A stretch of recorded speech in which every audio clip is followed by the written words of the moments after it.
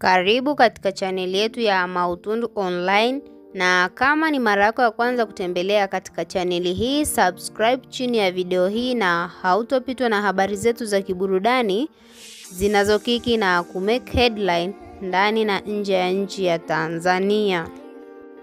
Moja kati ya habari ambazo zimetufikia hapa studio kwetu ni kuhusiana na rapa ambaye anajulikana kwa jina la Dansur, na vile vile amezoea kujiita kwamba yeye ni independent rapper na ni content creator kutoka huko nchini Mexico. Rapa huyu ameweza kufanya mambo ambayo yamewafanya watu katika mitandao ya kijamii waweze kujiuliza ni mtu wa namna gani, na ni mtu ambaye ana uthubutu mkubwa. Na vile vile ikumbukwe huyu rapa mwaka 2021 aliweza kwenda kufanya upasuaji wa kupandikiza nywele za cheni za dhahabu kwenye kichwa chake.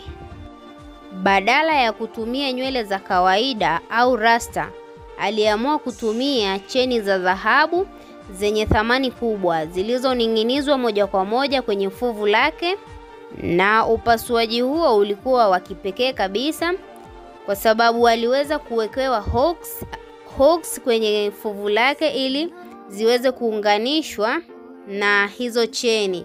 Lengo lake rapa huyo aliweza kusema kwamba yeye alitaka awe maarufu, na umaarufu wake alitaka uwe wa kipekee yake, na huu maarufu aliweza kuupata baada ya kuekewa hizo nywele za dhahabu.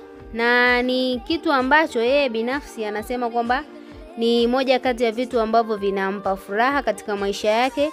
Na vile vile rapa huyu ameweza kufanya tendo la kishujaa kwa sababu tangu aweze kuweka hizo nywele zake za dhahabu, hakuna hata msanii mmoja aliyeweza kuiga staili yake ya kupandikiza nywele za dhahabu au kuiga tu muonekano wake wa kichwani.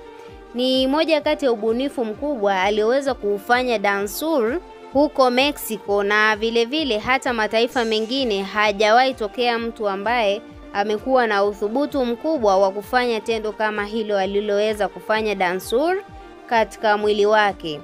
Wewe kama shabiki, tuachie maoni yako kuhusiana na swala la Dansur kupandikiza nywele za dhahabu katika kichwa chake, kwa sababu ameweza kushtusha jamii kwa ujumla.